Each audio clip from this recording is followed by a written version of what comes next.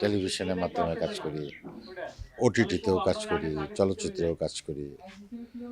তো সব মাধ্যমে কাজ করলেও সেই অর্থে অত ব্যস্ততা নাই। এই ব্যস্ততা না থাকার মূল কারণ হচ্ছে যে সব সেক্টরেই, সব মাধ্যমে আসলে কাজ আগের তুলনায় অনেক কমে গেছে। যেখানে আগে হয়তো ১০টা নাটক হতো, নাটক বলতে আমি যদি একক নাটক, সিঙ্গেল নাটকের কথা বলি, সেখানে এখন হয়তো ৪টা হচ্ছে। আগে যেখানে অনেক ছবি হতো, সেখানে হয়তো ছবি অর্ধেকে নেমে গেছে। সিনেমা এখন আ ঈদকে কেন্দ্র করে হচ্ছে বেশি আরকি। তো সেই জায়গা থেকে আমি বলব যে প্রত্যেকেরই, শুধু আমি একা না, প্রত্যেকেরই কাজ এখন কম। কিন্তু একেবারে যে কাজ নাই সেটা বলব না। কাজ আছে, সিনেমাতে কাজ করছি। আ আরো ২-১ টা সিনেমাতে কথা হচ্ছে। আ আবার ঈদের ছবির কাজও প্রায় শুরু হয়ে গেছে বলা যায়। ঈদের যেগুলো নাটক আছে, সিঙ্গেল নাটক, সেগুলোরও কাজও প্রায় শুরু হয়ে গেছে।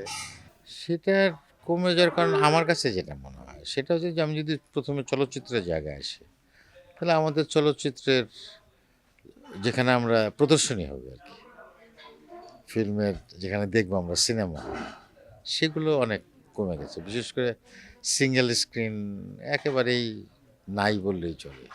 যেখানে ২,০০০ ছিল, সেখানে হয়তো ১০০ আছে কিনা আমার সন্দেহ। তো এটা দিয়ে তো সিনেমা সারা বছর চলবে না। আর কেন যেন মনে হচ্ছে যে সিনেমা ওই সিঙ্গেল স্ক্রিনগুলোতে লোকজন ঠিক যায় না। এখন না যাওয়ার পেছনে অ্যা হয়তো তার হাতে মোবাইল ফোন আছে, সেটা একটা কারণ হতে পারে। যে সে ওখানে বসে বসেই সিনেমা দেখে ওই ছোট্ট ইয়েটার মধ্যে, স্ক্রিনের মধ্যে। এইটা একটা কারণ। ২য় কারণ হচ্ছে যে সিনেমা হলগুলোর সিঙ্গেল স্ক্রিন বিশেষ করে পরিবেশও তেমন নাই। যে গেল সবাই মিলে পরিবার-পরিজন নিয়ে সিনেমা দেখবে মধ্যবিত্তরা। সেরকম পরিবেশ নাই সিঙ্গেল স্ক্রিনের। আমি যদি আমার শহরের কথা বলি, ফরিদপুর, সেখানে একটি সিনেমা হল। যেখানে একসময় ৩ টা সিনেমা হল ছিল এবং ভালো সবাই দেখত। সেখানে একটা সিনেমা হল। তো শহরের এক প্রান্তে, সেখানে মানুষ যায় না সিনেমা দেখতে। আবার মানুষের তো টেস্টও চেঞ্জ হয়েছে, তাই না? না, একই রকম সিনেমা তো আর বারবার হবে না। আবার মানুষও এক জায়গায় থেমে থাকবে না। যে দর্শকগুলো মন পুরা দেখেছে, বা যে দর্শক তারও আগের, যদি আমি হিট ছবির কথা বলি, 'বেদের মেয়ে জ্যোৎস্না' দেখেছে। এখন ওরকম একটা সিনেমা হলে দর্শক আর দেখতে যাবে না। সময় বদলে যাচ্ছে, রুচি বদলে যাচ্ছে। নতুন, নতুন জিনিস দেখতে চায়। আবার নতুন করে কবে কিভাবে আবার একটা এরকম সিনেমা হবে, যে সিনেমা আবার মানুষ ভিড় করে দেখতে যাবে, এটা আমরা জানি না। তবে একটা আ মানে সব অর্থেই যদি বলি, শিল্পচর্চা বলেন, চলচ্চিত্র বলেন, যাই বলেন, একটা আ স্টেবল সিচুয়েশন দরকার সামাজিকভাবেও। একটা স্থিরতা দরকার, সুস্থির সমাজ দরকার।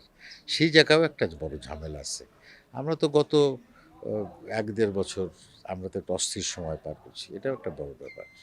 পূজাকে কেন্দ্র করে আসলে আমাদের দেশে কোনো নাটক বা সিনেমা ওইভাবে হয় না। হয়তো টেলিভিশনে ২-১ টা নাটক হয়। এই পূজা উপলক্ষে হয়তো একটা নাটক দশমীর দিন প্রচার করে। বা বিটিভিতে হয়তো দুর্গাপূজার দশমী উপলক্ষে একটা নাটক হয়। এটাতে দিয়ে তো আর ইন্ডাস্ট্রি চলে না।